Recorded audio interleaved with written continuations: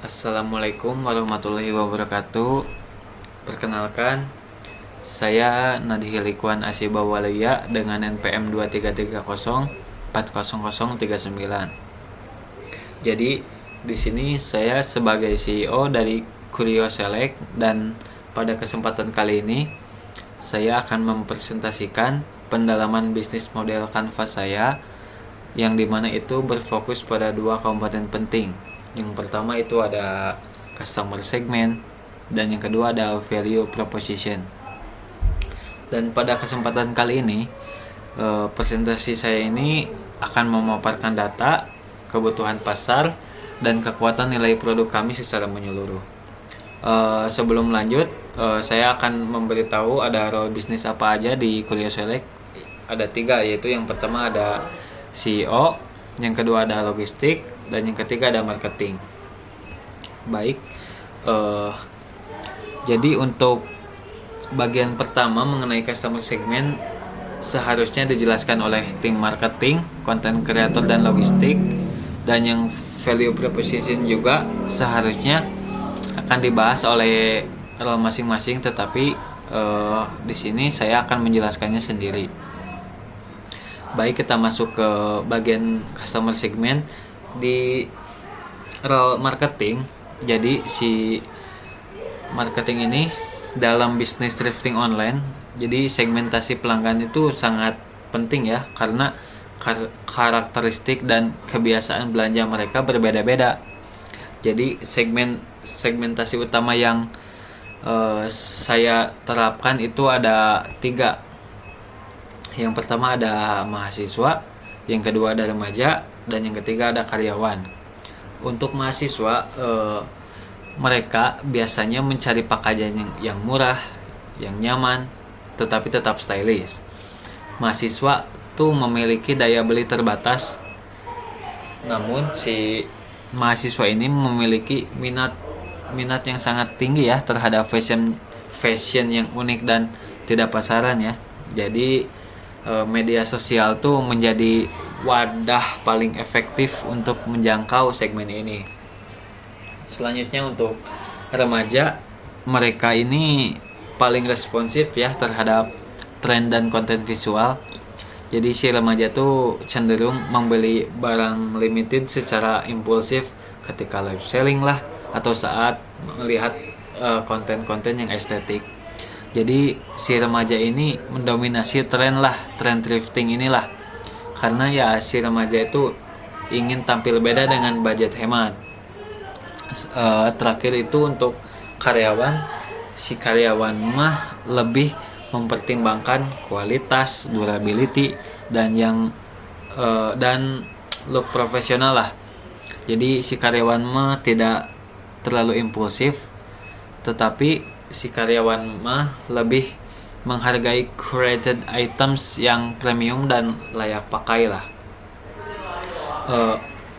Dan kenapa saya memilih alasan 3 segmen ini? Yang pertama, ketiganya tuh memiliki kebutuhan fashion yang berbeda-beda, namun ketiganya sama-sama mencari harga yang terjangkau. Kedua itu, tren thrifting di Indonesia meningkat lebih dari 3 tahun terakhir. Koreksi jika saya salah, terutama pada usia 17 sampai 28 tahun. Yang ketiga ada platform seperti Instagram, TikTok Live, dan Marketplace tuh sangat cocok lah untuk menjangkau mereka. Selanjutnya untuk behavior dan pain point-nya itu ada beberapa ya.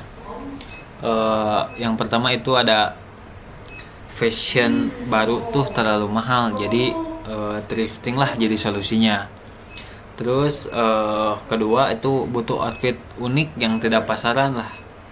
Terus butuh harga di bawah standar mall tetapi tetap berkualitas. Yang terakhir itu ada sering menonton live selling ya, mereka tuh sebagai hiburan yang berujung pembelian. Jadi dengan memahami keberagaman kebutuhan ini, saya dapat membuat atau merancanglah strategi pemasaran yang tepat sasaran. Selanjutnya itu ada konten kreator ya. Jadi strategi konten saya itu dibuat khusus nyesuaiin karakter tiap segmen customer lah. Oke, ini menarik ya. Yang pertama untuk mahasiswa, jadi saya ngebuat konten tuh tips mix dan match buat kuliah lah, OTD untuk kuliah lah. Yang kedua ada behind the scenes proses thrifting. Yang ketiga saya berniat ngebuat konten-konten humor yang ringan ya, yang ringan lah, yang relate sama kehidupan kampus. Terus saya ngerasa dengan ngebuat konten ketiga tersebut bisa ngebuat mahasiswa ngerasa dekat lah dengan bisnis kami. Dan untuk remaja, kami fokus pada konten estetik biasa remaja, terus video face cut trending sound atau showcase limited items. Langsung terakhir ada kepikiran untuk membuat countdown barang sebelum live selling gitu. Jadi misal jaket A kita hitung mundur di live selling kita akan rilis jam berapa, jadi para remaja tuh ingin memiliki dan membeli barang itulah.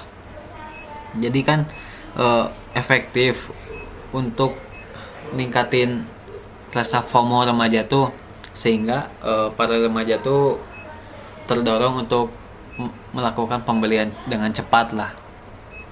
Dan untuk karyawan, saya menampilkan highlight kualitas barang, cara merawat baju pre-love, dan lookbook outfit kerja, dan penjelasan kondisi barang secara detail.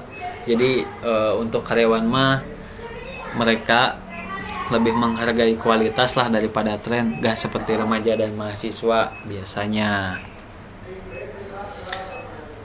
Dan saya merasa di gaya konten yang disesuaikan tiap segmen, si value brand kami tersampaikan dengan jelas lah, yaitu murah, unik, dan berkualitas. Selanjutnya ada untuk logistik ya. Dari perspektif logistik, segmentasi customer juga mempengaruhi pengelolaan stok dan pengiriman. Jadi untuk mahasiswa nih, mahasiswa biasanya pesanan terbanyak ya. Jadi volume pesanan terbanyak, sehingga saya siapkan proses packing cepat dan rapi.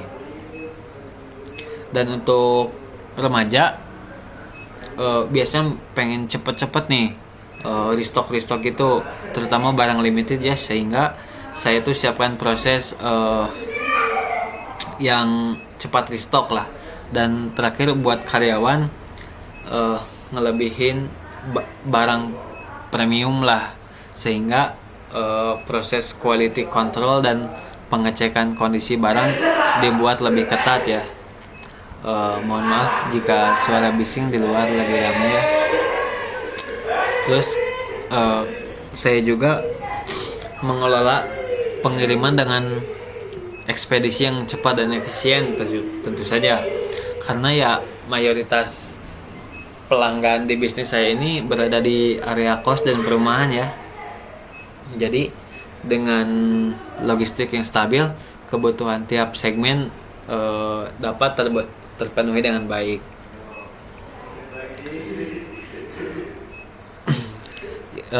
Berikutnya kita masuk pada bagian kedua, yaitu value proposition atau nilai utama yang kami tawarkan kepada customer ya. Jadi di bagian kedua itu value proposition untuk marketing. Jadi si marketing itu value propositionnya dari bisnis thrifting saya itu berfokus pada 3 pilar utama tetap. Yang pertama ada murah, yang kedua ada unik dan limited item lah, dan yang ketiga sudah jelas berkualitas. Untuk murah, saya di bisnis saya menyediakan barang dengan harga terjangkau lah untuk semua segmen, dengan sistem pembelian bawal karungan. Jadi si biaya modal biaya modalnya lebih rendah sehingga harga akhir bisa lebih kompetitif. Untuk unique dan limited item, setiap barang jadi hanya tersedia satu. Misal jaket A itu cuman jadi setiap barang hanya tersedia satu tuh, kayak jaket A cuman ada satu stoknya. Jadi hal ini tuh ngasih pengalaman eksklusif dan ningkatin nilai jual lah, karena si pembeli itu ngerasa memiliki barang yang tidak dimiliki banyak orang lain lah. Jadi eksklusif gitulah mempunyai jaket A tuh. Buat berkualitas, jadi semua barang tuh dilalui proses ini ya, seleksi ketat seperti pembersihan, penyortiran hingga dokumentasi. Jadi hal ini juga yang ngebuat customer percayalah bahwa meskipun barang pre-love kualitasnya tetap baik. Jadi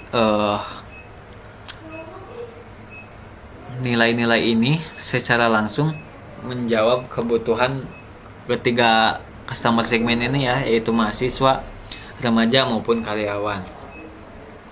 Lalu untuk content creator, jadi di value proposition saya ini tidak hanya disampaikan secara verbal ya, tetapi divisualisasikan melalui konten. Ada beberapa cara bisa dibilang cara atau trik lah ya di bisnis saya itu. Yang pertama, jadi cara nunjukin barang murah tapi berkualitas. Kayak yang pertama tuh bisa close up kualitas bahan. Terus yang kedua bisa perbandingan harga brand asli versus harga thriftingan di bisnis saya. Terus penjelasan kondisi barang lah secara transparan, sudah jelas. Langsung saya terpikirkan untuk konten edukasi lah perawatan barang pre-love gitu. Terus cara yang berikutnya itu cara memperkesan unik dan limited item lah. Jadi saya terpikirkan untuk pertama ya, menggunakan copywriting seperti, jadi jaket A ini cuma satu di live malam ini. Jadi si para customer tuh jadi rasa ingin memiliki dan membeli jaket yang cuman ada satu di live malam ini tuh tinggi. Jadi terus membuat hype sebelum live selling, terus menampilkan teaser stok baru, udah jelas. Terus yang tadi pernah saya bilang, menggunakan konsep countdown gitu di Reels atau di TikTok. Lalu cara yang berikutnya itu ada branding visual ya.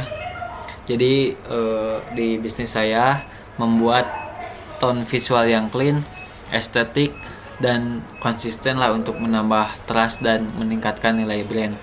Jadi dengan konten-konten yang menarik, si value proposition saya rasa dapat terasa nyata lah bagi pelanggan. Selanjutnya untuk bagian logistik ya. Jadi di bagian logistik ini untuk memastikan si value proposition ini benar-benar dirasakan oleh customer ya. Jadi saya menerapkannya tuh langsung di proses operasional lah. Jadi yang pertama itu ada seleksi barang ketat ya untuk menjamin kualitasnya. Dan yang kedua ada laundry profesional, sudah jelas sebelum barang dipotret atau di packing dijual. Yang ketiga packaging aman dan estetik lah, agar pelanggan tuh puas dari hasil unboxing setelah membeli merchandise gitu dari bisnis saya. Dan yang keempat, ini paling penting sih, pengiriman cepat ya. Jadi untuk apa ya namanya, untuk memberikan pengalaman belanja terbaik lah pas di belanja di bisnis saya ini. Terus yang terakhir yang terakhir itu stok diperbarui secara rutin ya. Jadi untuk menjaga kesan unik dan limited lah. Eh, dengan operasional yang rapi ya, saya memastikan value proposition bukan cuman konsep sih, bukan cuman konsep marketing. Jadi saya yakin bisa jadi kenyataan yang dirasain pelanggan lah. Eh, Demikian presentasi pendalaman bisnis model Canva saya, khususnya pada bagian customer segment dan value proposition. Dan sebelum saya menutup presentasi ini, jadi saya percaya ya bahwa dengan pemahaman yang mendalam terhadap kebutuhan pasar atau konten yang tepat sasaran serta operasional yang kuat, jadi si bisnis saya ini, si bisnis thrifting ini memiliki potensi yang sangat besar sih, dan ya memiliki potensi yang besar untuk berkembang lah, saya yakin. Terima kasih. Mohon maaf bila ada kesalahan kata, mohon dimaafkan. Jika ada salah kata, mohon dikoreksi. Assalamualaikum warahmatullahi wabarakatuh.